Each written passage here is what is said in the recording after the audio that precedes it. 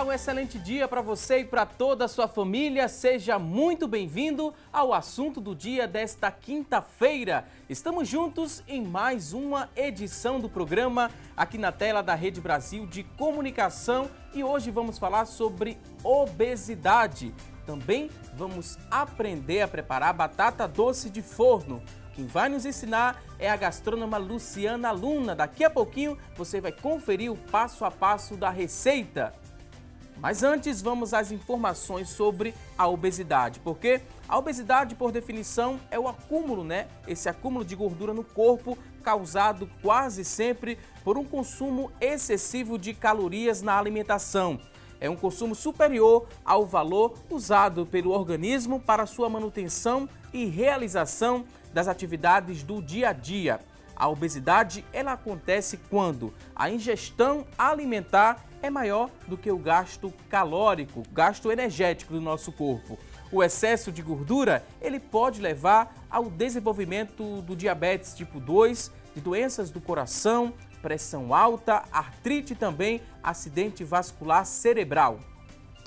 E para nos ajudar a entender melhor o assunto, vamos conversar com duas profissionais que entendem bastante o tema. Primeiro quero apresentar para você que está em casa a Ana Luísa. Ana Luísa é nutricionista esportiva. Também vai nos ajudar com muitas dicas e orientações a doutora Daniela Coelho. Doutora Daniela é endocrinologista do Instituto de Endocrinologia do Recife. Daqui a pouquinho a gente dá início aqui ao nosso bate-papo especial, mas a partir de agora tem uma reportagem que revela que a obesidade ela vem aumentando, Cresceu em média 60% em todos os níveis de idade. E esse estudo que aponta nesse crescimento foi realizado entre 2007 e 2017. Preste muita atenção. Confira. No Brasil, 1 em cada 5 pessoas estão acima do peso, segundo dados da mais recente pesquisa de vigilância de fatores de risco e proteção de doenças crônicas. Os números divulgados pelo Ministério da Saúde mostram que 18,9% dos brasileiros têm sobrepeso. O pior é que o excesso de gordura amplia as chances de desenvolvimento de outras doenças. Hipertensão, diabetes tipo 2, esteatose hepática, que é a gordura no fígado, a apneia do sono e até infertilidade, Muitos casais que desejam ter filhos e não conseguem, às vezes o problema está na obesidade. A obesidade cresceu em média 60% em todos os níveis da população nos últimos 10 anos, entre 2007 e 2017. E pelos dados divulgados pelo Ministério da Saúde, esse crescimento foi maior entre os moradores de capitais e, sobretudo, nos jovens, entre 18 e 24 anos, onde o índice chegou a 110%.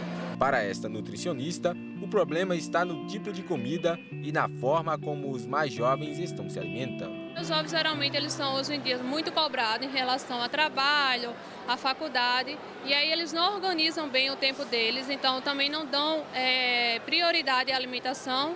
Pelo fato de ser jovem, acreditam que não precisam cuidar da alimentação agora no momento, E aí pode deixar mais para frente, quando é um erro, A gente já precisa cuidar da alimentação desde a infância, para que a gente possa ter um envelhecimento saudável. O ideal é mudar os hábitos alimentares e colocar a prática de exercícios na rotina, principalmente para quem já está no caminho para o sobrepeso ou tem parentes com obesidade. E se parecer difícil, você pode começar pela organização do que está comendo. É preciso toda uma atenção na alimentação, realmente, desde a infância até o envelhecimento, para que a gente tenha qualidade de vida. Além também da alimentação, é importante praticar alguma atividade física, porque o exercício, o sedentarismo, ele é uma das causas da obesidade. Então a pessoa precisa se alimentar bem, mas também precisa fazer alguma atividade física.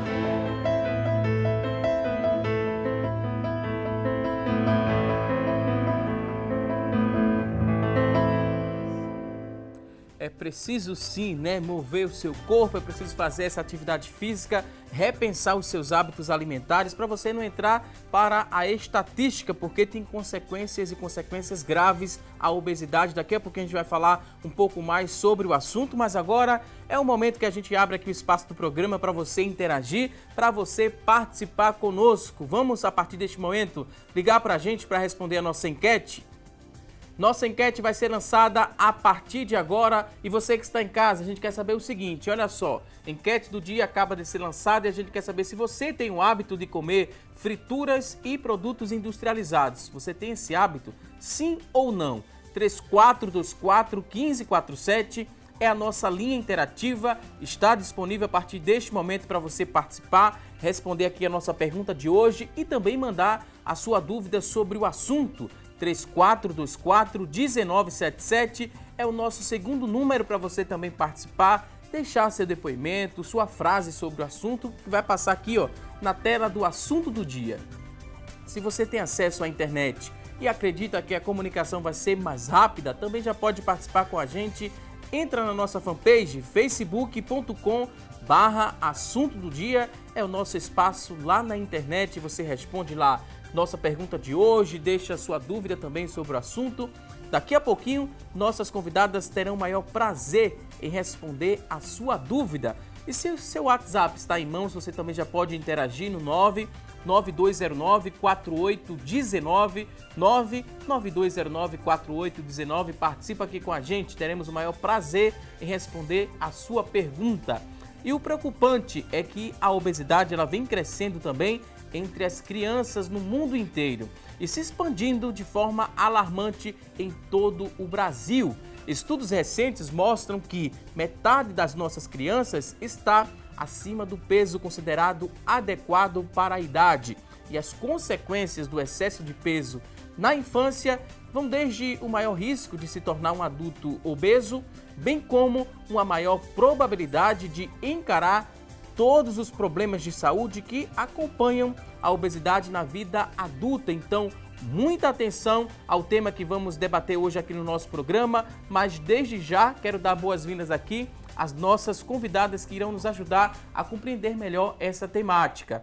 Doutora Daniela Coelho, ela que é endocrinologista, seja muito bem-vinda aqui ao nosso espaço. Obrigada, é um prazer estar aqui novamente para tentar esclarecer as dúvidas da população e ajudar de alguma forma. Também queria dar boas-vindas a Ana Luísa, ela que é nutricionista esportiva. Ana Luísa, seja bem-vinda também aqui ao nosso programa. Obrigada, bom dia, é um prazer estar aqui também. Vamos falar de um tema muito importante, porque a obesidade, para muito tempo já, deixou de ser uma questão estética. Muitas pessoas acreditaram que era só uma preocupação, estar acima do peso era uma preocupação só com a estética, mas não é. É um problema de saúde pública. É uma epidemia mundial, doutora Daniela? Sem que dúvida. A gente tem que dar a atenção que merece esse tema, É uma doença a obesidade. É uma doença crônica, uma doença que traz sérias consequências para a vida das pessoas, porque ela gera uma série de outros problemas, o diabetes, a pressão alta, doença do coração, AVC, artrose, enfim, uma série de comorbidades associadas que diminuem muito a qualidade de vida desse paciente. Então, tem que ser dada a devida atenção, mesmo porque ela tem sido crescente na população de uma forma geral. E a gente tem que atuar. Em alguns casos, o fator genético ele é muito predominante para que a pessoa tenha a obesidade, mas em outros casos também tem os fatores externos, os fatores ambientais, como a alimentação, por exemplo. As pessoas estão negligenciando ou já estamos repensando um pouco mais esse hábito alimentar? Então, estamos repensando, mas ao mesmo tempo não, Nunca, falou tanto sobre obesidade, sobre sobrepeso, sobre exercício físico, mas nunca se teve tanta gente com sobrepeso e obesidade, A níveis mundiais, pesquisas do ano passado demonstram já que são níveis mundiais, 700 milhões de obesos já na população mundial e dessas 100 milhões são crianças. E hábito alimentar é um dos fatores principais.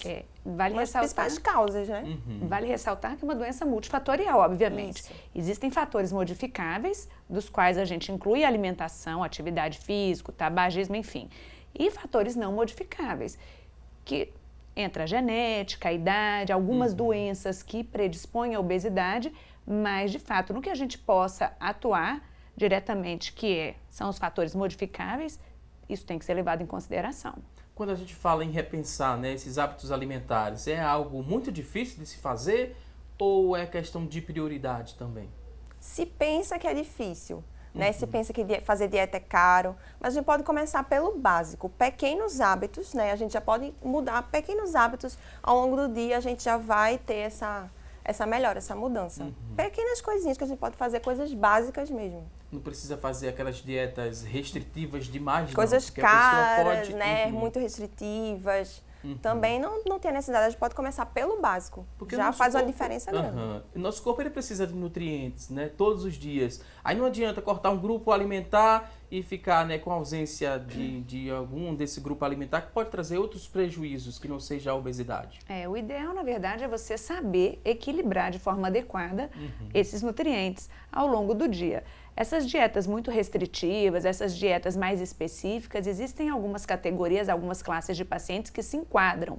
Mas, de uma forma geral, a dieta equilibrada, com as quantidades adequadas ao longo do dia, incluindo os lanches, enfim. Todas as refeições é o ideal para a maioria. Como também se enquadram, né, alguns pacientes que precisam de usar medicação para conseguir resultados, né, doutora? Sim, sem dúvida. A medicação ela é bem-vinda, contanto que o paciente tenha indicação de utilizá-la e não tenha nenhuma contraindicação. Mas não é a primeira opção no tratamento. Claro que as medidas de modificação de estilo de vida, melhoria da atividade física, aumento, né, no caso da atividade física, cessação do tabagismo, mudança do padrão alimentar, vem em primeiro lugar e são nossa prioridade. E o bom disso tudo, né, que a obesidade ela pode ser prevenida e a gente vai mostrar aqui alguma tela, né, uma tela agora a partir deste momento, falando sobre prevenção da obesidade. Temos aqui alguns tópicos, vocês vão complementar o que diz aqui cada tópico. O primeiro é evitar o fast food, né, esse aqui é um ponto muito difícil, mas ao mesmo tempo cabe aquela questão da prioridade. É possível evitar? Por que o fast food? São alimentos mais calóricos? A gente poderia responder dessa forma ou não? Aqui diz que tem que evitar. Concorda? São alimentos bem calóricos, contêm muitos conservantes.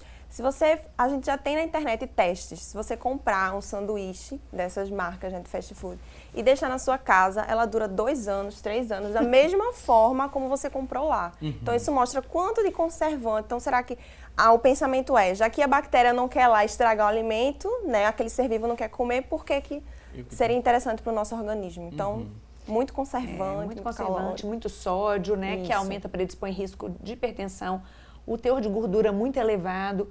São alimentos que você tem aquele consumo rápido, que eles são preparados com esses altos teores de gorduras, açúcares, sódio, conservantes, e que a gente tem que evitar mesmo, porque são, de certa forma, lesivos para a saúde. Uma eventualidade, uma vez ou outra, tudo bem, mas que isso não se torne a regra. Até porque esses conservantes podem contribuir também para outros problemas de saúde. Sim, sem Câncer dúvida. também pode estar associado, Câncer, né? alergias, atopias, sem dúvida nenhuma. Então vamos repensar e passar aqui para o outro tópico. Para você evitar a obesidade, é muito interessante que você prefira a água aos refrigerantes. Não tenha dúvida. Com certeza. Mas como é que a gente fala isso para quem está em casa, principalmente para uma criança?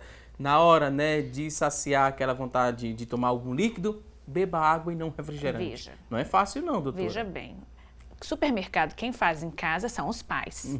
Então, não é o tipo de alimento que é para você restringir a uma comemoração, a um final de semana, enfim, datas específicas. Não é para se ter em casa esse tipo de alimento como regra, tá? Um copo de refrigerante, se você for pensar, independente da marca, enfim, tem em torno, um copo de 200 ml, 3 dedos de açúcar. O que é um excesso de açúcar para aquela criança. Não faz bem para um adulto, imagina para uma criança. Então, assim, a água, os sucos, contanto que não sejam em excesso, porque suco também, em excesso de fruta, tem frutose, tem carboidrato em excesso, também aumenta o açúcar no sangue, são preferíveis, sem dúvida nenhuma, ao refrigerante, não tenha dúvida. E o suco de caixinha? Pode ser liberado nesse contexto? Suco de caixinha, mesma ideia. É industrializado. Industrializado, muito conservante, muito açúcar. Grande parte, né? Pouquíssima quantidade da fruta mesmo, vai mais água, mais açúcar, os outros ingredientes, do que a própria fruta mesmo. Melhor indicação é você fazer o suco em casa. Você utilizar a fruta que você comprou, colocar aquela quantidade pouca de adoçante, né? De açúcar, e aquela quantidade de água ideal para que fique um suco nutritivo, né? Sem perder as fibras também da fruta. Eu acho que é uma pergunta também muito comum no consultório, né? Em relação na hora da alimentação, posso na mesma hora que eu estou almoçando, por exemplo, tomar algum líquido, é ideal, não é? Isso também pode contribuir para o ganho de peso ou não tem nenhuma relação, doutor? Veja, na verdade, você pode tomar um líquido durante as refeições, em pequenas quantidades, tá certo? Agora, em grandes quantidades, o excesso de líquido durante as refeições, ele dilata o estômago, ele dificulta a digestão. Então, a gente opta por diminuir essa ingesta, não é para ficar sem tomar, mas diminuir a quantidade de líquido e evitar os refrigerantes, as bebidas gaseificadas, porque isso dificulta a digestão, dilata o estômago, dificulta o processo. Aí depois daquela alimentação, né, o corpo meio que relaxa. E a dica fala o seguinte, se relaxar, não sentar ou deitar após a refeição. Após comer, não faça isso. Por quê? A gente não deve deitar logo após se alimentar. Dá aquela preguiça, né? Bate aquela preguiça, aquela vontade de deitar. Se você se alimentar em pequenas quantidades, dormir um pouquinho, descansar um pouquinho, não faz mal nenhum. Agora, o excesso, quando você deita, você pode ter refluxo, você pode ter outros problemas em decorrência da quantidade que você come. Mas assim, descansar, relaxar, se for uma alimentação equilibrada após a refeição, não teria maiores problemas. Quantidade, né, ideal para comer. Como é que eu chego a esse cálculo? Algumas pessoas, né, que são adeptas a uma vida mais saudável, até balança elas têm em casa. Então, eu teria que ter uma balança para saber, né, quanto devo me alimentar por dia? É assim, Luísa? Não, né? Depende do paciente. No consultório, eu atendo o pessoal que realmente precisa, para determinados objetivos, precisa mesmo pesar. Mas a grande maioria da população, como eu disse, né, começar pelo básico, você não precisa ter uma balança lá do lado para regular, né, tudo que você coloca. Sabendo escolher, priorizando a qualidade dos alimentos, já vai fazer uma diferença. E por que a gente precisa se alimentar, né? Esse alimento ele se transforma em quê para o nosso corpo? O alimento o nutriente, na verdade, ele é o combustível para a célula funcionar. Se não tiver o alimento, a célula não se desenvolve, a criança não cresce, a gente não tem energia para as atividades do dia a dia, para as atividades vitais do dia a dia, como levantar, fazer o básico. Então, assim, se você ainda tem uma atividade mais extenuante, trabalha o dia inteiro, faz alguma atividade física, está em processo de desenvolvimento, uma criança, um adolescente que a demanda é maior, uma gestante, eu preciso de fato alimentar, porque é o combustível que a gente tem para aquele dia. O problema é o excesso desse combustível, né? A gente pode até comparar com um carro. Quando a gente vai abastecer, existe ali um limite em que a gente pode colocar. Se insistir, vai transbordar no nosso corpo, né? Se a gente insiste em se alimentar cada vez mais, a gordura vai começar a se acumular e essa região aqui do abdômen, né? Geralmente é a que mais acumula, né, esse excesso de gordura. Exatamente. Não só o excesso, como a qualidade, né? E a gente tem uma predisposição em acumular gordura, como você mesmo disse, no abdômen, no caso dos homens, e na mulher é aquele padrão mais em pera que a gente observa no culote, nos quadris, mas são essas localizações primordiais em relação aos sexos. Seguindo aqui, falando sobre prevenção, a dica muito importante é não comer sempre o mesmo, né? O mesmo alimento, aquela mesma dieta. Variar vai ajudar, né, a trazer uma qualidade de vida melhor, vai mudar o quanto mais rápido esse hábito alimentar e a pessoa vai se adaptar, né? Porque se fica só na mesma coisa, cria aí uma rotina, né, e fica pouco interessante. Isso, e você vai acabar perdendo nutrientes, né? Porque cada alimento ele vai ter uma propriedade. Então, eles são um conjunto, eles se completam. Se você ficar só em um, você está lá consumindo aquele nutriente maravilhoso, mas está deixando de consumir todo o resto. E aí a alimentação tem que ser isso, equilibrada, variada, para poder fornecer todos os nutrientes que o nosso corpo precisa. E comer devagar também, né? É outro tópico muito interessante, porque a digestão já começa quando a gente mastiga esse alimento. Sem dúvida, a digestão começa pela boca, né? Começa quando você vê o alimento na mesa, quando você começa a salivar. Comer devagar, você tem que comer devagar, porque se tem gente que come muito rápido, termina um prato em menos de 5 minutos, não dá tempo dessa mensagem da saciedade chegar para o cérebro e avisar que, na verdade, você está saciado. Então, isso leva você a comer mais do que o necessário e, a longo prazo, ganho de peso. Porque você vai acabar acumulando. Você consome mais do que você gasta, no final das contas, a conta não fecha. Não precisa também contar, né, quantas vezes você mastiga para engolir aquele alimento. Tem gente que faz isso. Eu já ouvi, doutora. Você pode contar quantas vezes você mastiga. Se tiver tempo suficiente. Exatamente, mas assim, um prato em 5 minutos é muito rápido. É verdade. Pelo menos uma refeição de uns 15 minutos está de bom tamanho. Né? Assim, a gente não precisa contar exatamente, ser tão metódico, mas assim, uma refeição com espaçamento, uns 15 minutinhos, 20 minutos está de bom tamanho.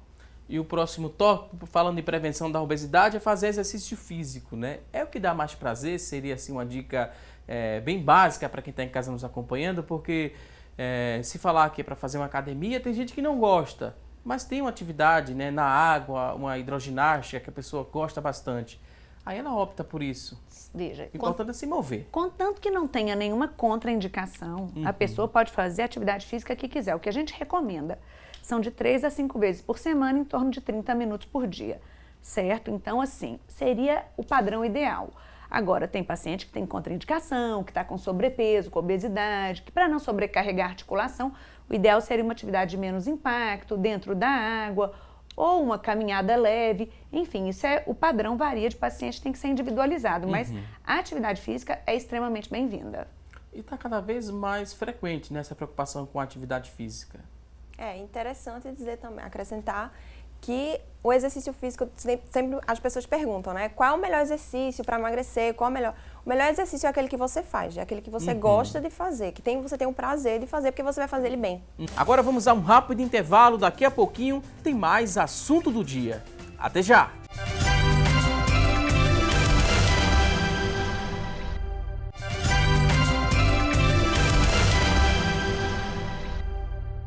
Hoje aqui no nosso programa estamos falando sobre obesidade.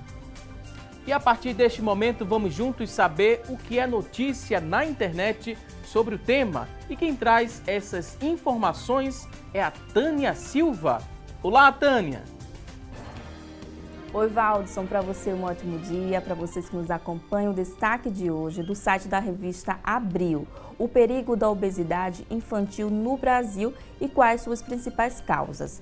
A obesidade é um problema de saúde pública que atinge todas as idades. Apesar da prevalência em adultos, 33% das crianças de 5 a 9 anos estão acima do peso e 15% estão obesos. Segundo a pediatra Renata Machado, entre as principais causas da obesidade em crianças estão o sedentarismo e a má qualidade da alimentação por causa da perda de nutrientes e do aumento do consumo de açúcar, gordura e sódio.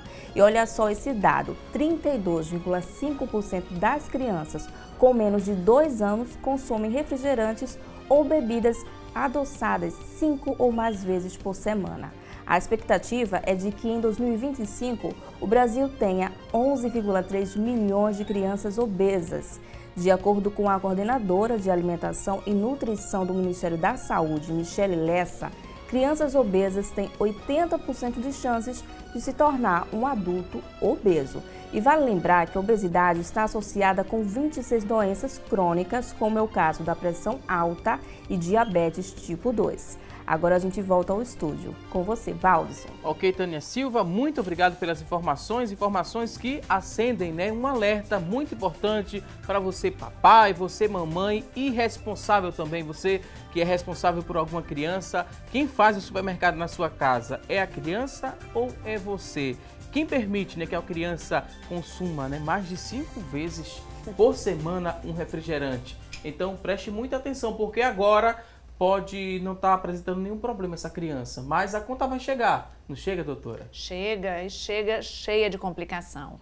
É exatamente o que foi dito, na verdade. Uma criança obesa tem 80% de chances de se tornar um adulto obeso e, além de se tornar um adulto obeso, de adquirir todos os problemas, todas as comorbidades, que são as consequências desse ganho de peso excessivo. E que já não são poucas, né? Diabetes, pressão alta, dislipidemia, artrose, apneia do sono, infarto, derrame, enfim. É uma série de problemas a longo prazo que a gente acredita que ninguém procura, ninguém quer ter. E a introdução do açúcar, né? Quanto mais cedo, mais a criança vai sendo exposta ao açúcar, mais complicações ela pode ter. E a gente viu algo interessante, né? Crianças com menos de 2 anos de idade já tendo acesso ao refrigerante. Isso. Tem nutricionista que não considera nem um alimento, né, o refrigerante. É um produto industrializado, é um produto qualquer. Isso, na verdade, a recomendação é que até 2 anos a criança não consuma de jeito nenhum açúcar. E a gente está vendo que, né, essa quantidade está sendo 5 vezes ao dia, ainda uma quantidade muito grande. Então, assim, muito importante a gente prestar atenção nesse momento, até 2 anos de idade, os primeiros 1000 dias, né, da gestação até 2 anos de idade. É importantíssimo, a formação do paladar da criança é naquele momento. Então, é um momento importante na introdução do gosto alimentar, né, da criança. Tem consequências, né, a obesidade. A gente vai reforçar para você que está em casa um pouco mais sobre as consequências da obesidade para chamar a sua atenção, para acender um alerta a você que está em casa nos acompanhando. A gente vai mostrar aqui uma tela e as convidadas vão nos ajudar explicando essas consequências e por que é importante que a gente se preocupe com isso. A primeira consequência que chama muita atenção é o aparecimento do diabetes, associado ao peso, né, excessivo, ao excesso do peso. O diabetes tipo 2. O diabetes tipo 2, de fato, ele é consequência do excesso de peso, né, aumento de uma resistência insulínica, do aumento desse peso, né, dessa dificuldade da insulina que aquele paciente produz de atuar nas células. Então, o excesso de peso contribui de forma geométrica para o aparecimento de diabetes, tanto na criança quanto no adulto. E geralmente, né, o diabetes tipo 2, ele pode acontecer na infância também, doutora? Sim. Ou é mais na fase adulta? Sim, sem dúvida nenhuma. Se é uma criança que já consome desde pequena 5 vezes ao dia refrigerante, sem dúvida nenhuma que a chance dessa criança se tornar uma criança diabética tipo 2 é muito maior. Outra consequência, né, são problemas ortopédicos. A gente fala que é importante, né, Ana Luísa, essa questão de incentivar a prática de atividade física, mas se a pessoa está acima do peso e não tem essa preocupação, consequentemente vai ter problemas ortopédicos, porque vai meio que sobrecarregar algum membro do corpo? Seria essa a explicação? Nós precisamos de uma sustentação, né? Perna, joelho, pé, é o que sustenta o nosso corpo. E quando a gente tem essa sobrepeso, essa sobrecarga, né, o nosso organismo está programado para aguentar, digamos assim, uma quantidade de peso. E aí quando você sobrecarrega isso, vai ter problema realmente, né, no joelho. É bem comum, né, na verdade, problema no joelho, pés, né, a perna inchada, acontece muito. Aí, para não ser desculpa, né, penso em sair da obesidade, penso em perder peso, mas tem esses problemas ortopédicos, não posso fazer atividade física. Mas pode, tem alguns exercícios que têm menos impacto, né? Principalmente na água. Acredito que os exercícios feitos na água têm menos impacto para o corpo dessa pessoa. Sem dúvida. A atividade física tem que ser individualizada, né? Como a gente já disse, cada caso é um caso, mas a atividade física na água, ela predispõe a menos problema articular, porque na verdade a sobrecarga daquela articulação é bem menor dentro da água. E a atividade física sem impacto, e feita com tênis adequado, né, para o peso daquela pessoa, a corrida não seria uma boa atividade física nesse caso, porque sobrecarrega, o impacto é muito grande, mas uma caminhada leve, com um calçado adequado, ou então uma atividade física dentro d'água mesmo, que seria o ideal. Consequência da obesidade tem aqui destacado, né, hipertensão arterial, a pressão alta, e aparece também na infância, né, por incrível que pareça. Sem dúvida nenhuma, a gente pega no consultório, são coisas que andam juntas, andam em paralelo. Diabetes, pressão alta, dislipidemia, né, o excesso de colesterol. Então, são coisas que caminham juntas. E se você tem uma alimentação inadequada, atividade física irregular, uma atividade física não adequada para o teu padrão, a tendência é que essas complicações apareçam com uma frequência maior. Aí, para não se preocupar, né, só com a hipertensão arterial, tem algumas pessoas que usam como desculpa, não vou me alimentar mais com comidas salgadas, que podem potencializar, né, essa questão do aumento da pressão arterial. Só isso é suficiente, Ana Luísa? Isso. O importante é uma orientação, né, individualizada, porque como o Daniel falou, cada caso é um caso, mas basicamente observar também a quantidade de sódio, porque tem muito produto que a gente compra com muita quantidade de açúcar e muita quantidade de sódio também, que a gente não percebe. A gente às vezes compra, né, não olha a lista dos ingredientes, que é muito importante. Todo produto industrializado que você comprar, olhar a lista dos ingredientes, porque é lá que você vai ver o que contém, né, naquele produto que você está comprando. E acaba que a gente compra muito produto que tem muito sódio. né? Esse excesso de sódio nos produtos industrializados é extremamente lesivo. O ideal de consumo de sal por dia é uma colherzinha de chá, para você temperar os alimentos que você consome. O excesso de sal embutido, inclusive nos refrigerantes à base de cola, é extremamente alto. Próximo tópico aqui de consequências da obesidade, problemas de pele também podem aparecer caso você insista, né, em não mudar esse hábito e continuar acima do peso com obesidade. Uma consequência significativa são os problemas de pele. Sem dúvida. As atopias, alergias dermatológicas estão extremamente relacionadas a uma má alimentação, principalmente na infância, que é aquele período que a gente começa a introduzir os alimentos, que a gente vai observar se a criança tem algum processo alérgico, alguma alteração que justifique. Então, tomar muito cuidado com essa introdução alimentar, né? Sempre baseada na alimentação mais saudável e evitando os excessos de gordura, açúcares, sal em excesso, que pode propiciar, e corantes principalmente. Problemas psicológicos também, né, podem aparecer por conta dessa obesidade. Como é que a gente poderia explicar nesses problemas psicológicos? Na verdade, eu acho que o paciente ele acaba tendo uma desfiguração do corpo, uma alteração dessa imagem corporal. E essa é a parte estética do negócio, né? Porque isso gera problema psicológico, bullying na escola desde pequeno. São crianças que, a longo prazo, não só na idade adulta também, bullying, mas principalmente para uma criança. Isso é muito complicado. Gera esses problemas em função desses problemas, principalmente da parte estética. Para evitar, né, principalmente o bullying dentro da escola, as escolas, como é que vocês analisam? Né? Aqui no estado de Pernambuco, muitas escolas estão sendo parceiras de vocês, profissionais da saúde, trabalhando, né, o tema, estimulando, né, que essa criança se alimente de forma saudável. Tem algum exemplo que a gente poderia dar, sem falar nome de instituições? Sim, claro. Existem muitas escolas aqui em Pernambuco, a Ana Luísa pode falar disso melhor do que eu, que, na verdade, a alimentação é adequada, é feita pela nutricionista. Os pais não mandam nem o lanche da escola. O lanche é coletivo e organizado e adequado para aquelas crianças daquela faixa etária e feitos, organizados pela nutricionista. As escolas precisam ser aliadas nesse processo, né, Ana Luísa? Isso, e quando não tem esse lanche coletivo, também já está acontecendo muito de a cantina da escola já ter, ofertar alimentos. Eu já recebo pacientes também que já dizem, não, na escola do meu filho tem frutas já separadinhas, no meu copo cortadinhas já tem abacaxi, tem morango. Se eu quiser consumir só a fruta naquele lanche, então já está diminuindo essa quantidade de coxinha, né, de pastel, já está bem. E fora que o cardápio das escolas estão sendo já revisados e elaborados pela nutricionista. Porque fica muito difícil, né? O pai e a mãe tratar o assunto em casa com uma certa importância, né? E se esforçar ao máximo para dar atenção ali à alimentação dos filhos. E na escola, né, existe esse escape, né? Tem que andar todo mundo de mãos dadas. Isso, porque afinal, a maior parte do tempo a criança passa na escola. Então a gente, às vezes, muitas pessoas negligenciam, né, o lanche, mas a criança lancha 5 vezes, né, na semana na escola. Então, é um momento bem importante. Vamos falar mais sobre consequências da obesidade. Próximo tópico aqui, né, fala sobre a aterosclerose. O que é que seria isso, doutor? A aterosclerose é o acúmulo de gordura na parede da artéria. A longo prazo, isso começa do dia que a gente nasce. Então, esse acúmulo começa de pequeno, de quando você nasce, e isso vai progredindo ao longo da vida.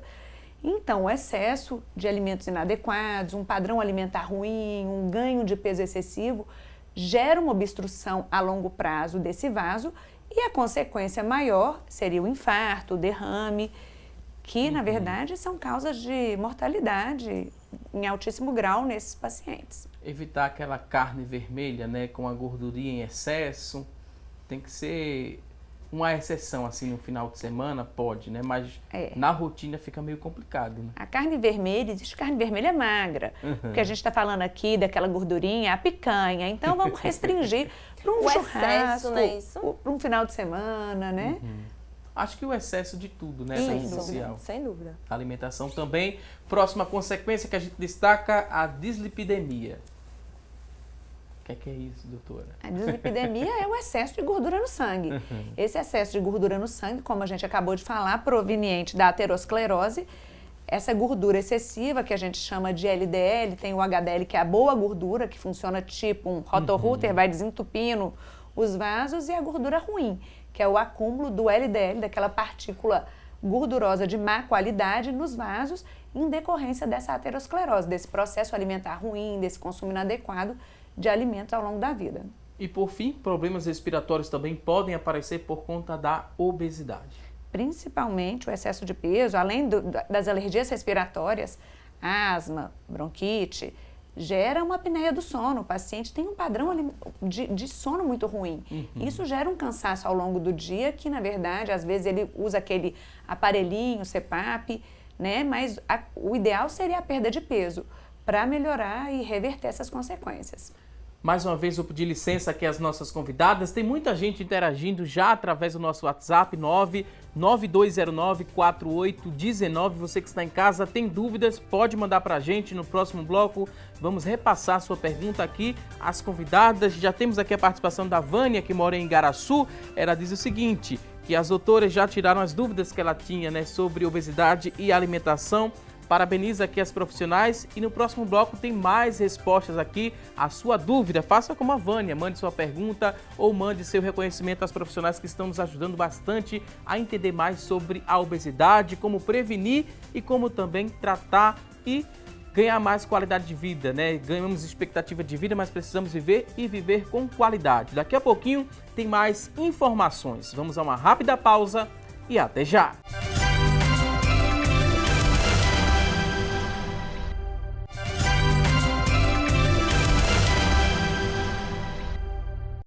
Já estamos de volta com mais assunto do dia, hoje falando sobre obesidade e apesar dos índices preocupantes, né? Os índices que mostramos aqui no decorrer do nosso programa e o mesmo levantamento do Ministério da Saúde que a gente mostrou no início desta edição do programa, ele registrou também algo muito positivo. Foi um aumento da prática de atividades físicas no tempo livre. Esse aumento foi de 24,1% no período de 2009 a 2017. E uma queda de 52,8% no consumo de refrigerantes e bebidas açucaradas, isso entre o mesmo período, 2007 e 2017. A perda, né, da preferência por esse tipo de bebida ocorreu principalmente entre os adultos com idades entre 25 e 34 anos e entre pessoas também com mais de 65 anos. É uma boa notícia para você que está em casa. Falamos, né, dessa preocupação com o aumento, né, da obesidade, mas as pessoas já estão repensando esses hábitos, principalmente o consumo de refrigerantes que a gente destacou aqui no nosso programa, né? Deve ser feito de forma eventual, né? Uma festa para comemorar alguma coisa, toma ali um pouquinho de refrigerante, mas evitar ao máximo, né? E que bom que temos pessoas mais conscientes. Tem uma explicação por que acontece, né, essa conscientização na idade entre 25 e 34 anos e acima dos 65 anos? Sim, acredito que o pessoal dessa faixa etária está procurando mais uma qualidade de vida, né? 25 a 34 anos, 34. O pessoal já tá, é o grande público das academias, né? Dos locais de crossfit. Se você fizer uma pesquisa, é essa faixa etária. E a partir de 65 anos é a qualidade de vida já, né? Importante para a gente envelhecer. Envelhecer não significa a gente envelhecer doente, né? Envelhecer com qualidade de vida. Qualidade de vida significa uma boa alimentação, uma boa qualidade do sono e a prática de atividade física. Entra mais coisas também nesse pacote para se promover a qualidade de vida? Bem, qualidade de vida entra isso tudo e evitar o aparecimento de doenças, que é o principal nessa faixa etária, né? A pessoa já é mais velha, a idade é um fator que a gente falou que não é modificável, então a gente tem que conviver com ele, como a gente convive com a genética. Existem pacientes que são mais predispostos a alguns tipos de patologia, então a gente ter esse padrão alimentar adequado, atividade física adequada, né, um padrão de sono bom, são coisas que a longo prazo vão te levar a um envelhecimento saudável, a uma longevidade, a uma velhice saudável. Tem alguns alimentos que potencializam, né, esse envelhecimento saudável, alguns alimentos que se utilizam ali, né, que as pessoas utilizam como detox, por exemplo. Isso funciona mesmo ou é mais modinha, né? Como é que a gente repassar essa informação para quem está em casa? Na verdade, detox é um processo que já ocorre no nosso organismo, né? Alguns órgãos, por exemplo, o fígado, ele faz essa função, que é eliminar esses que a gente chama de xenobióticos, né? Que são substâncias que não devem estar no nosso corpo, então a gente precisa eliminar. E isso já é feito pelo nosso organismo, só que as pessoas para que essa reação ocorra, são necessários alguns nutrientes que estão presentes, por exemplo, em espinafre, em couve, em brócolis. E como esses nutrientes estão nesses alimentos, aí algumas pessoas já pegam essa ideia desses alimentos e colocam no suco e não vão fazer um detox. Mas não vai adiantar se você tomar esse suco e sua alimentação não for equilibrada, não for, né, ter uma qualidade boa dos alimentos. Não adianta. Exatamente. A qualidade desses alimentos é muito importante. São alimentos com uma carga de antioxidantes elevadas. Então, assim, os alimentos, as hortaliças, os alimentos vermelhos, amarelos, verdes, são alimentos com uma carga de antioxidantes elevadas em relação ao restante dos alimentos industrializados e que favorece esse processo de detox, que é tão difundido hoje em dia. Em síntese, descascar mais, né, os alimentos naturais e desembalar menos, abrir menos pacotes. Isso aí. É uma dica muito importante para quem está em casa que pensa, né, em fugir da obesidade, ficar distante. Prevenir a obesidade é possível sim e cabe a você mudar esses hábitos. Mas quando a pessoa não consegue, por conta de um problema de saúde, por exemplo, doutora, uma carga genética, que é um fator que a gente aprendeu que não é modificável, né? Se você tem aquela carga genética, você vai precisar recorrer a um profissional médico. O endocrinologista pode auxiliar essa pessoa nesse processo de emagrecimento para que ela tenha saúde. Tem um método de emagrecimento que é meio que colocar um anel ali no estômago para que o estômago absorva menos comida. Seria isso, doutora? A gente tem essa imagem, né? Aqui a gente vai mostrar e você fique à vontade para nos explicar, né? O que está acontecendo aqui nesse estômago. Na verdade, daí a passagem do alimento é o estômago do seu tamanho normal, ali já entra na primeira porção do duodeno, que seria a primeira porção do intestino, e a colocação do anel é um procedimento que a gente faz via endoscópica, né? Não é para pacientes com sobrepeso, são pacientes já obesos, com indicação, a fim de evitar um procedimento mais invasivo, que já seria a cirurgia bariátrica. Seria uma tentativa... Aqui colocando o anel, né, para regular esse estômago, diminui um pouco o estômago? Diminui, a tendência é que o paciente perca peso, mas isso tem que ser acompanhado invariavelmente de uma reeducação alimentar. Não adianta a gente colocar um anel e, na verdade, não modificar hábitos, porque no que você retira esse anel, esse paciente vai ter um reganho de peso importante e não vai ter o resultado adequado que a gente espera com a colocação do procedimento. Então, assim, seria um procedimento menos invasivo do que uma cirurgia bariátrica, a fim de contribuir na perda de peso desse paciente. Até porque, né, esse efeito sanfona também é muito prejudicial, né, doutora? Sem dúvida. Esse ganho e perde peso num mês, no outro mês ganha 3 quilos a mais do que perdeu, isso também é muito perigoso. Na verdade, isso modifica muito o metabolismo do paciente, não é o ideal. O ideal é uma perda sustentada de peso e essa perda sustentada a gente consegue utilizando das terapias, né, clínica medicamentosa, modificação dos hábitos, atividade física e, em alguns casos, medicação, alguns procedimentos como colocação de anel e até mesmo a cirurgia bariátrica. Tem vários tipos, né, doutora? São vários tipos de cirurgia. São várias técnicas de cirurgia. São técnicas, né? São técnicas cirúrgicas. Tem aqui uma imagem que mostra essas técnicas, o bypass é a técnica mais utilizada, né? Isso. Essas daí são as diferentes técnicas cirúrgicas que a gente dispõe hoje em dia. Umas mais desabsortivas, ou seja, diminui a absorção dos nutrientes de forma mais intensa. Umas mais restritivas, em termos do tamanho do estômago, enfim, da modificação daquele trânsito intestinal. E isso daí tem que ser individualizado para cada paciente de acordo com essas características dele na hora que eles chegam no consultório para a gente fazer a avaliação. Vamos voltar a falar sobre alimentação saudável. Você que está em casa, quer dicas sobre um cardápio básico, assim, para você ter esse cardápio, né, e ser saudável no seu dia a dia? Vou repassar aqui a pergunta. A gente aprendeu que todo o tratamento, né, e toda a reeducação alimentar, os profissionais da área de saúde, eles tratam de forma individualizada. Mas, assim, em relação à quantidade de refeições por dia, o indicado, os alimentos que não podem faltar, né, na nossa alimentação todos os dias, essas dicas podem ser repassadas, não podem, Ana Luísa? Isso, com relação à quantidade de refeições, vai muito da individualidade, né? Tem paciente que realmente precisa consumir aquela quantidade, né, aquela necessidade calórica dele em 6 refeições, outros são em 5. Tem gente que faz 4 refeições. O que não dá é você comer uma vez por dia, né? Porque quando você vai comer à noite, já o seu organismo quer fazer aquela compensação. Né? Você é aquela pessoa que consumiu, pulou o café da manhã, comeu bem pouquinho na hora do almoço, quando chega no jantar, quer comer o quê? As paredes, né? E aí é o organismo querendo realmente fazer essa compensação. E com relação aos nutrientes, tem que ser, como o Dani falou, equilibrado. Tem que ter carboidrato, a gente não pode restringir sempre, né?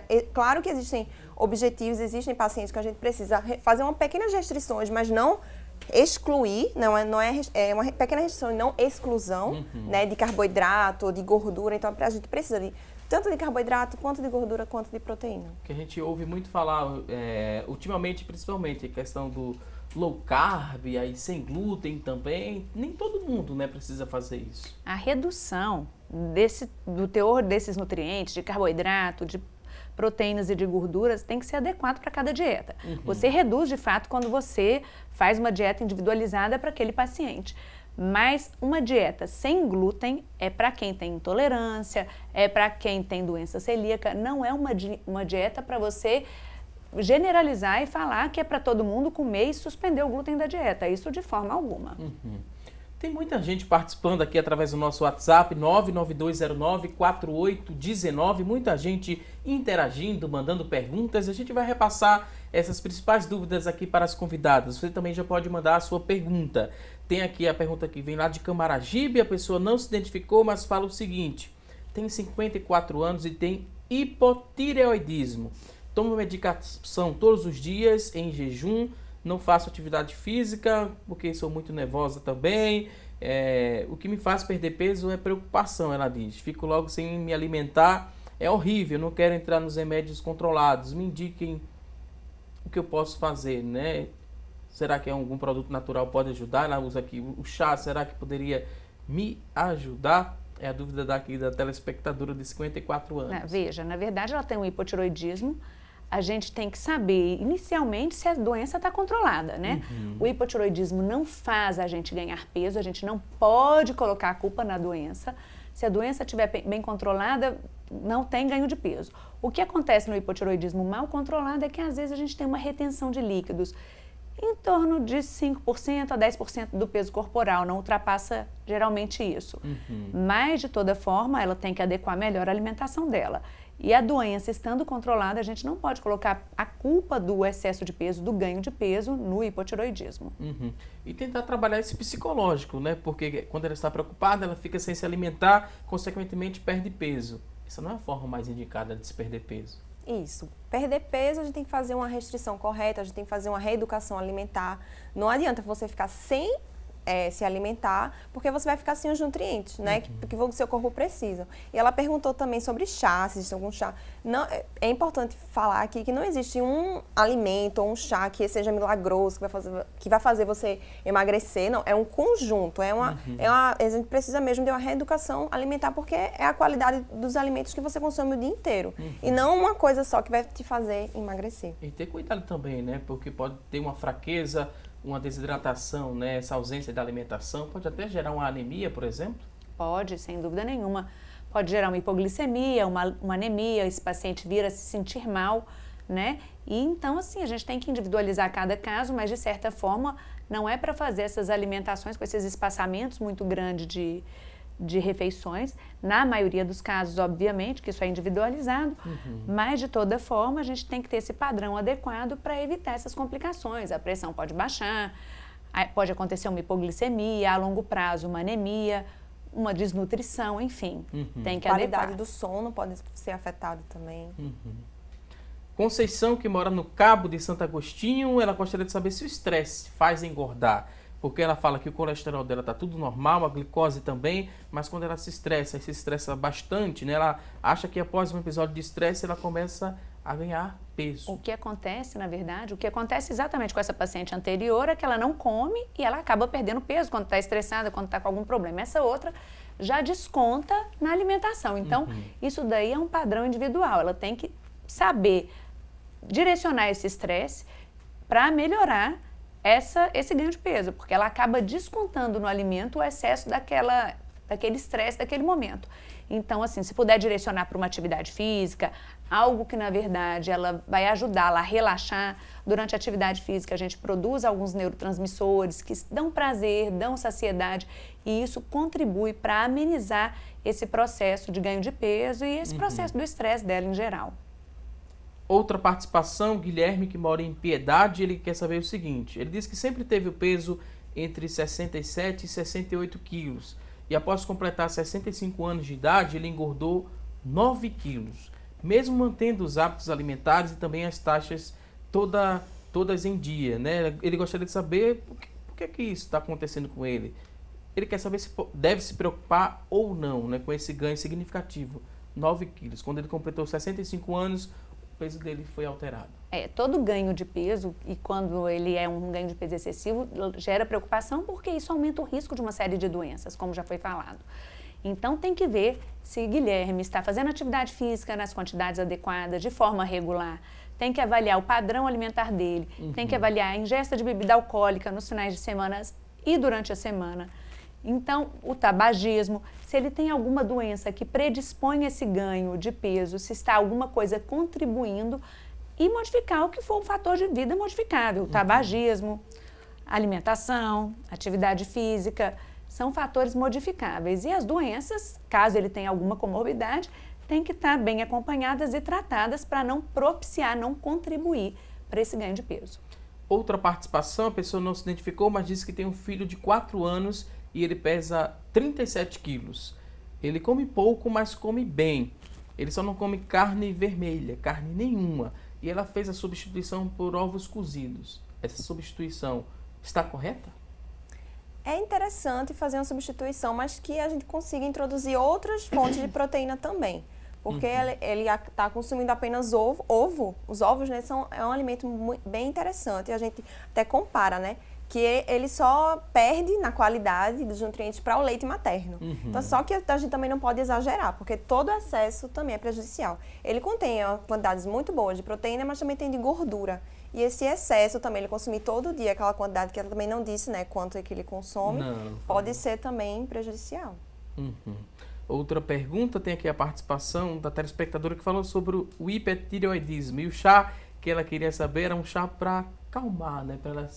Para servir como uma espécie de calmante, né? Esse aí ela pode tomar, não vai atrapalhar muito não, né? Chá de melissa, chá de camomila, são interessantes. Outra pergunta agora é do Jean, ele que está acompanhando através da internet, né? Lá do estado de São Paulo. Ele fala, né? Ele dá parabéns aqui às convidadas, está gostando bastante das explicações e a gente repassa aqui o elogio às nossas convidadas. Obrigado, Jean, que está acompanhando através da internet. Outra participação, agora a participação é da Alessandra Laranjeira. A Alessandra, ela diz que está acompanhando o programa também. É acompanhada pela nutricionista Ana Luísa. Olha só, uma paciente da Ana Luísa. Ela fala que melhorou bastante os hábitos dela e agora ela se sente mais saudável. Tem 36 anos, mora aqui no Recife, fez redução de estômago e está sendo muito bem acompanhada. É a participação aqui, o registro da Alessandra Laranjeira de Casa Amarela. Todo mundo que faz, né, esse procedimento precisa de um nutricionista? Para se sentir saudável e bem, como a Alessandra está se sentindo? Como a Daniela falou, precisa de uma reeducação alimentar, porque não adianta você fazer a cirurgia, você passar por todo aquele processo pós-operatório e você não ter uma reeducação alimentar, porque ao longo, ocorre bastante, alguns pacientes, né, fazem a cirurgia e não mantêm aquele peso, o reganho... Reganha em torno de 30%. Então, a gente tem que, de fato, fazer esse acompanhamento tanto com a nutricionista quanto com o endocrinologista para a gente modificar esses hábitos e manter aquele padrão de peso que o paciente adquiriu pós-cirurgia. Porque o benefício dele em relação às comorbidades, em relação à redução de risco, é muito grande com a cirurgia, quando bem indicada. Então, a gente pode dizer que é uma paciente exemplar, a Alessandra Laranjeira? Faz exercícios, tudo direitinho. Ok, tem outra pergunta, chegou por telefone, Jair Galvão, ele que mora em Jordão Alto, ligou pra gente e perguntou se a altura, ela contribui para a obesidade, sim ou não? Veja, na verdade, quando a gente calcula, né, faz aquele cálculo de IMC, a gente leva em conta o peso e a altura. Quanto mais alto o paciente, melhor a distribuição dessa massa corporal, dessa gordura, né, dessa musculatura. Então, uma paciente muito pequenininha, com 1,5 m, por exemplo, quando ganha 1 quilo, 2 quilos, isso já é visível, já é aparente. Diferentemente de um paciente que tem 1,80 m, porque ele é mais bem distribuído. Então, assim, é questão de você ter essa distribuição de gordura e proteína, de massa muscular, de acordo com a altura que você tem. Claro que quanto mais baixinha, maior a percepção desse ganho de peso. Próxima participação é do Jackson Oliveira, que mora em Jardim Jordão. Ele quer saber o seguinte: a falta de exercício físico contribui para a obesidade? E a caminhada ajuda, sim ou não? Jackson Oliveira, do Jardim Jordão. Isso, contribui. A falta de exercício contribui porque é aquilo que a gente estava falando. Precisa que exista um gasto, né? Você precisa consumir menos do que você gasta. Porque se você consome bastante e não gasta quase nada, não faz exercício nenhum, uma pessoa sedentária, está lá só na frente da TV, né? Então você não vai gastar quase nada daquilo que você consumiu. E praticar exercício é essencial. A conta precisa fechar, né? Você, para perder peso, tem que consumir menos do que você gasta. Então, se na verdade você consome em excesso e não pratica uma atividade física, que é uma forma de você estimular o teu metabolismo, a aumentar aquele gasto basal que ele já tem, porque a gente gasta energia para escovar os dentes, para se alimentar, para caminhar, para dirigir, mas se você tem um aumento desse gasto energético, isso predispõe à perda de peso. Então, a conta tem que fechar. Se você consome mais do que você gasta, de fato, você vai ter uma predisposição a acúmulo de peso. Vou pedir licença mais uma vez aqui às nossas convidadas. Tem um recado muito especial para você que está nos acompanhando, né, através da Rede Brasil de Comunicação. Agora a gente fala sobre a série especial do Jornal Estado sobre a Igreja Evangélica Assembleia de Deus em Pernambuco. Essa semana você tem acompanhado, né, durante toda a semana você acompanhou a missão da igreja em vários países diferentes, de vários continentes também. Mas, além da obra missionária, a Igreja Evangélica Assembleia de Deus em Pernambuco desenvolveu alguns trabalhos que são pioneiros aqui no Brasil. Na reportagem de hoje você vai ver como é que funciona o círculo de oração e qual a importância da oração para essa história de 100 anos. Confira!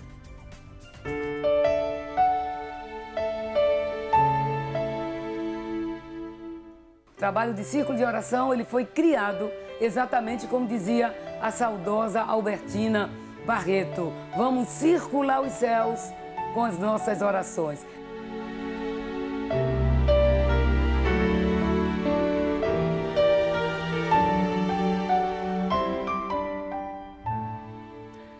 Está imperdível, é só um pouquinho do que vai ter logo mais às 6 horas da noite aqui no Jornal Estado, na sua Rede Brasil de Comunicação. Você não pode perder. Com esse recado, vamos a um rápido intervalo e até já!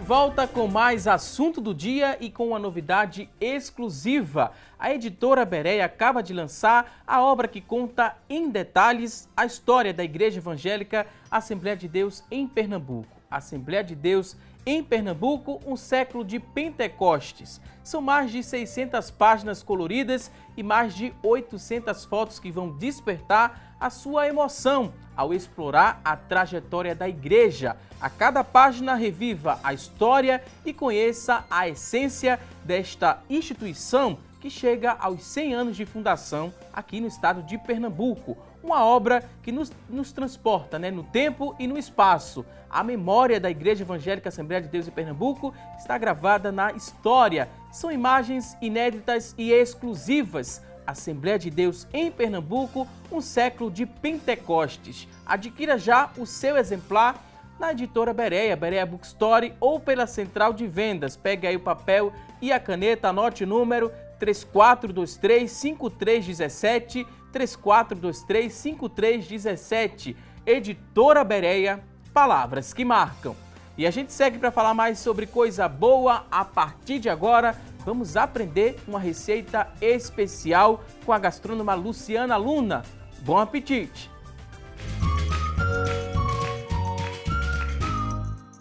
Oi gente, tudo bem com vocês? O Receita do Dia vai dar uma dica para você que quer ter uma alimentação mais saudável. A batata doce é um ingrediente muito utilizado nas dietas e hoje eu vou mostrar como fazer de uma maneira bem diferente para você variar o seu cardápio. Batata doce de forno é a nossa receita de hoje, então pegue papel e caneta e anote todos os ingredientes bem direitinho.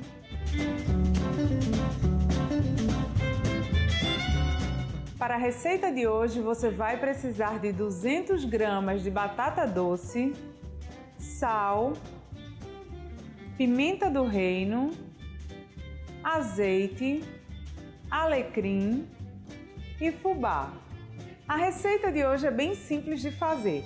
Aqui eu tenho a batata doce, onde eu já tirei a casca e cortei em palitinhos. Então eu vou colocar ela aqui no recipiente. A gente espalha bem.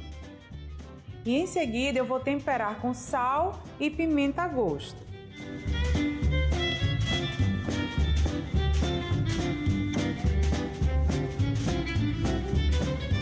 Agora eu vou adicionar um pouco de alecrim, que vai dar um cheirinho e um sabor bem especial.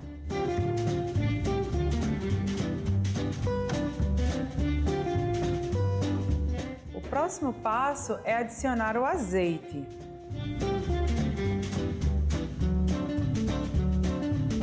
Eu vou misturar aqui para que todas fiquem molhadinhas.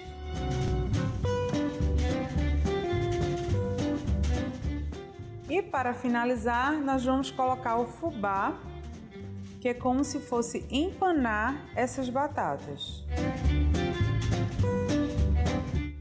E aí a gente vai com a mão melando bem elas.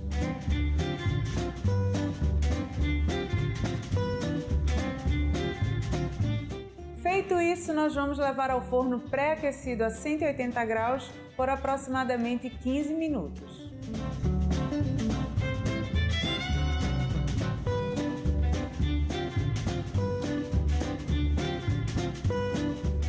Chegou a hora de tirar do forno.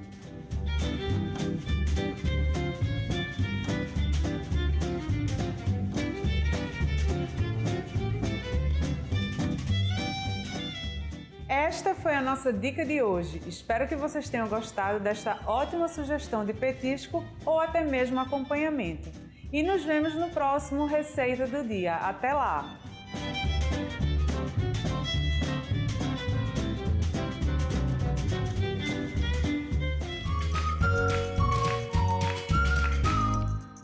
Até a próxima receita. Luciana Luna, a gente agradece aqui sua colaboração, né, no quadro Receita do Dia. Mais uma dica, né, muito saborosa para quem está em casa nos acompanhando. Você que perdeu algum detalhe da receita, não se preocupe, porque assim que terminar esta edição do programa, a gente vai disponibilizar o vídeo com essa receita completa lá na nossa fanpage. O vídeo completinho com a receita no facebook.com/assunto do dia. Você acessa a nossa fanpage e vai encontrar o vídeo com o passo a passo da receita do dia.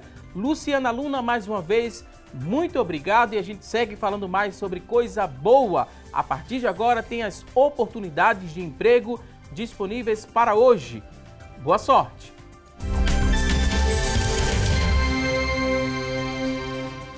Atenção, você que está em casa em busca de uma recolocação no mercado de trabalho, vamos aqui conferir as vagas. Uma vaga para ajudante de farmácia, uma oportunidade para você preencher essa vaga. A exigência é que você tenha ensino médio completo, experiência não exigida, R$1.000 é o salário, uma vaga para ajudante de farmácia. Vamos conferir mais oportunidades de emprego. Olha só, 5 vagas para auxiliar de pedreiro, 5 vagas, fundamental completo é a exigência, 6 meses de experiência, salário R$1.095. Vamos a mais oportunidades. Agora tem, olha só, 13 vagas para garçom, 13 oportunidades, exigência de ensino fundamental completo, 6 meses de experiência, salário R$1.000. E você que está em casa se interessou por uma dessas oportunidades, elas são do Sistema Público de Emprego, Trabalho e Renda. Ele fica localizado na Avenida Rio Branco, no número 155. Avenida Rio Branco, número 155. O telefone para contato é o 3355-2900 3355-2900. A você que está em casa em busca de uma recolocação no mercado de trabalho, mais uma vez, te desejo boa sorte. E a gente volta a falar mais sobre obesidade. Você que está em casa, quer participar, tem ainda alguma dúvida? 99209-4819 é o nosso WhatsApp disponível para você participar aqui com a gente. Mande aí sua pergunta que vamos repassar para as nossas convidadas. Tem aqui a dúvida da Maria, ela que mora em Beberibe, e ela queria saber o seguinte: eu posso fazer uma dieta só com frutas, verduras e carne de porco ou peixe no forno? Pode ou não pode? Não, é importante variar, né? O que a gente estava falando, a qualidade dos alimentos e a variedade. Ela vai acabar perdendo os outros nutrientes, né? Dos outros componentes, né? Que a gente precisa. E ela tem que saber, né, o propósito também, né? Dessa reeducação alimentar. Será que ela está acima do peso e precisa fazer mesmo essa dieta mais restritiva, que ela coloca aqui só alguns grupos alimentares? Ela está mais restringindo do que melhorando a qualidade da Isso, como a gente aprendeu no decorrer do programa, não é interessante restringir se você não tem uma necessidade específica, não é verdade? Se você não foi bem... ela tem alguma doença, né, alguma comorbidade, a gente também não sabe. Quais comorbidades que podem, né, potencializar a obesidade? Tem algumas, doutora? Existem algumas doenças genéticas que são muito raras, correspondem a 5% dessas doenças. A mais conhecida é a Prader-Willi, a criança nasce com uma hipotonia, tem uma disfunção hipotalâmica, tem uma tendência a um ganho de peso excessivo, mas é uma doença muito rara, né? O hipotiroidismo, como já foi falado, não causa obesidade, mas retém líquido, aumenta em um hipotiroidismo não tratado, em torno de 5% a 10% do peso corporal, mas nada que não seja reversível depois que o tratamento se adequa àquele paciente.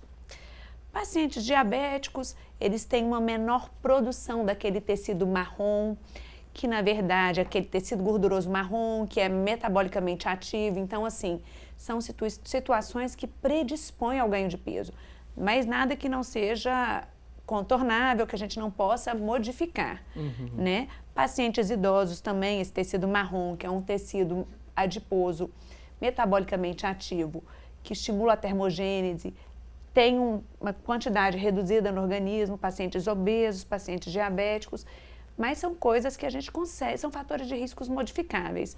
A ingesta de ômega 3, uma alimentação mais saudável, predispõe ao aumento dessas condições, esse tecido marrom que aumenta a termogênese no caso.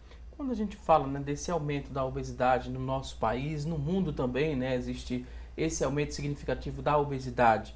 Quer dizer que a desnutrição acabou no mundo e também aqui no nosso país? Ou não? Ainda não? De jeito nenhum. Pacientes desnutridos podem ter sobrepeso, podem ter obesidade.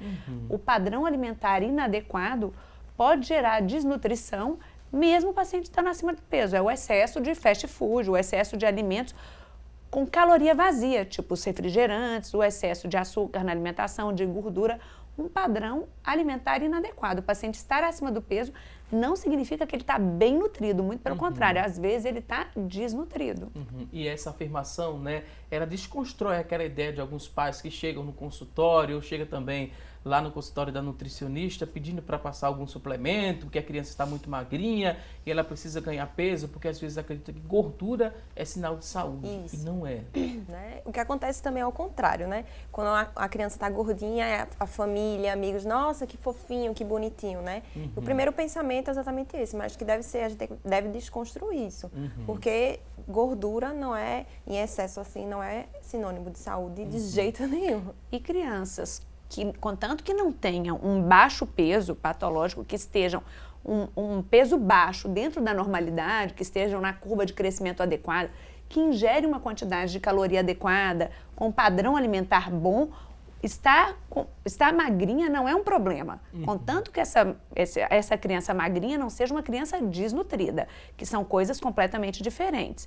Então, a criança às vezes é muito ativa, tem uma atividade intensa, tem um padrão genético que favorece e é uma criança magra, mas come bem. Essa criança não me preocupa. O que me preocupa é a criança que não come, que é desnutrida. Aí sim a gente tem que se preocupar com ela. Próxima participação aqui, a pessoa não se identificou, mas queria saber se as fibras são aliadas no combate à obesidade. Sim. É importante que a gente não deixe, né, de lado essa ingestão de fibras, que a gente só pensa mais de carboidrato, proteína e gordura e esquece das fibras. É muito importante esse consumo, né, que seja diário, porque vai ajudar também o intestino, né? O que chega de gente no consultório com problemas de constipação, né, que também é um sintoma, né, bem incômodo em certos níveis para cada pessoa, mas tem sempre um incômodozinho. Então, as fibras também vão ajudar nisso também. Tá? E se vai reforçar, né, a alimentação com fibras, a ingestão de água é muito significativa, né? Tem que acompanhar, né, a mesma quantidade para se hidratar. Com certeza, não adianta você consumir só fibra e não consumir água, que você não vai ajudar aquele bolo, né, a se formar.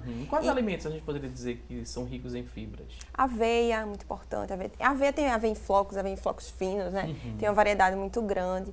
Tem chia, semente de chia. As frutas, né, que a gente conhece mais, mamão, que é bem comum que as pessoas conhecem mais, né? Comer com casca, né? Porque a quantidade de fibra na casca dos alimentos é importante. A maçã, a goiaba, a pera, né? A laranja, comer com o sumo da laranja, né? Que a partezinha branca, que é rica em fibras. Então, assim, esse tipo de alimento ajuda também um bocado. Vamos ajudar agora a Maria do Carmo, ela que mora em Moreno. Ela ligou pra gente, né, e perguntou o seguinte: ela precisou fazer, né, uma cirurgia de retirada do baço. Ela gostaria de saber se tem alguma restrição alimentar, né, por conta dessa cirurgia que ela fez. Não, em relação à cirurgia, ela já é uma paciente adulta. Na verdade, em relação à cirurgia do baço, de forma alimentar não tem nenhuma restrição. Ela tem que evitar pegar infecção, né, tem que tomar outros cuidados, mas em relação à alimentação, a princípio, não. E por ela estar cirurgiada, né, recente, acho que um médico, né, que fez a cirurgia, outro que já que tenha ciência do histórico dela, é bom que ela pergunte mais, né, esteja mais perto, né? Sem dúvida, sim. Eu não sei se essa paciente tem outras comorbidades, mas a retirada exclusiva do baço, paciente que sofreu um trauma, se acidentou em um acidente de carro, moto, a retirada exclusiva do baço, sem outras comorbidades, não tem a necessidade de uma alimentação específica. Mas aí tem que ver, né? Se ela não é hipertensa, não é diabética, não tem outros problemas de saúde associados. Outra participação, a telespectadora não quis se identificar, mas pergunta o seguinte: sobre a caminhada, ajuda a perder peso ou é mais para me preocupar com a circulação do sangue? Ajuda, né? Como eu disse, todo exercício ajuda, mas como o Dani falou, não adianta também só fazer uma caminhada uma vez por semana, né? Tem que ser uma recomendação mínima de 3 a 5 vezes. Como ela falou, 3 a 5 vezes por semana. Eu costumo falar com meus pacientes no consultório que a atividade física 1 a 2 vezes por semana é lazer. Isso não serve para perder peso. O recomendado para perda de peso, de fato, são de 3 a 5 vezes por semana, no mínimo meia hora. Menos que isso, para perda de peso, não tem essa eficácia, não tem essa efetividade toda. A Maria, que mora em Beberibe, que falou, né, se podia fazer a dieta restrita com frutas, verduras, carne de porco e peixe no forno. Ela disse que tem 50 anos, 1,48 m de altura, 66 quilos, e ela tem hérnia de disco. Por isso a preocupação, né, Maria, que mora em Beberibe. Ela explicando aqui, né, fechando um pouco mais as informações. Tem hérnia de disco, deve ter um desconforto, pode estar acima do peso, 1,48 m, 66 quilos. Está um pouquinho acima do peso, por isso que ela está preocupando, né, com a alimentação. E talvez ela não esteja fazendo exercício físico, né, por conta da hérnia de disco. E além de importante a qualidade dos alimentos, porque a qualidade que ela relatou aí é bem variada. Essa parte é a parte boa da alimentação, porque a gente tem que, de fato, variar a alimentação. A quantidade que ela consome também tem que ser adequada para o padrão dela, né? A gente tem um gasto metabólico basal e, de acordo, individualizando o tratamento para cada um, a gente precisa adequar essa quantidade. Então, variar e adequar a quantidade. Esse é o princípio fundamental. Ok, vou pedir licença mais uma vez aqui às convidadas. No começo do programa a gente fez uma pergunta, que foi a nossa enquete do dia. A pergunta de hoje foi a seguinte: você tem o hábito de comer frituras e industrializados? Das pessoas que participaram com a gente, 53% responderam que sim, que tem esse hábito. 47% disseram que não. Que bom que 47% não tem esse hábito, porque industrializados, né, podem potencializar a obesidade. Por isso que a gente fez essa pergunta para você repensar. A gente trouxe muitas informações sobre isso, então vamos consumir menos industrializados e descascar mais os alimentos naturais. Esse é o recado geral, não é verdade? Isso. Sim, sem dúvida. Estamos agora na reta final do programa. É o momento de agradecer bastante aqui as convidadas. Ana Luísa, ela que é nutricionista esportiva. Muito obrigado pela participação. Agora o espaço fica aberto para o último recado. São as considerações finais. Fique à vontade. Eu queria agradecer, né, o convite. É um prazer estar aqui e tentar esclarecer um pouquinho, né, sobre esse assunto que é tão polêmico e todo mundo quer saber um pouquinho. E a mensagem final eu queria deixar isso, é descascar mais, desembalar menos, prestar atenção no que a gente compra, no alimento que a gente está consumindo, né? Não deixar que a alimentação seja apenas um momento já no automático, a gente presta atenção no que a gente está consumindo mesmo. E é isso, se você quiser entrar em contato comigo, eu posso deixar meu número, que é 99525-0143. Esse número você entra em contato comigo diretamente pelo WhatsApp também. Mais uma vez, muito obrigado, Ana Luísa. Também queria agradecer a doutora Daniela Coelho, ela que é endocrinologista do Instituto de Endocrinologia do Recife. Considerações finais, mas antes, em nome de toda a produção aqui do Assunto do Dia, a gente quer deixar um feliz aniversário, a doutora Daniela está completando idade nova. Muita saúde, muita paz, muito sucesso e realizações. E uma boa hora, né? A Giovana também está chegando, parabéns, dobrado hoje. Obrigada, é sempre um prazer estar aqui no programa, esclarecendo as dúvidas, contribuindo com a população, ajudando de certa forma, dando informações de qualidade para evitar problemas, comorbidades e melhorar a qualidade de vida de uma forma geral. É um prazer sempre estar aqui. Parabéns. Volte mais vezes aqui ao nosso programa. Você que está em casa, obrigado pelo seu carinho e também por sua audiência. E não se esqueça, teremos um novo encontro amanhã às 9h30 da manhã, aqui na tela da Rede Brasil de Comunicação. Um forte abraço, um ótimo dia e até amanhã, se Deus quiser. Até lá!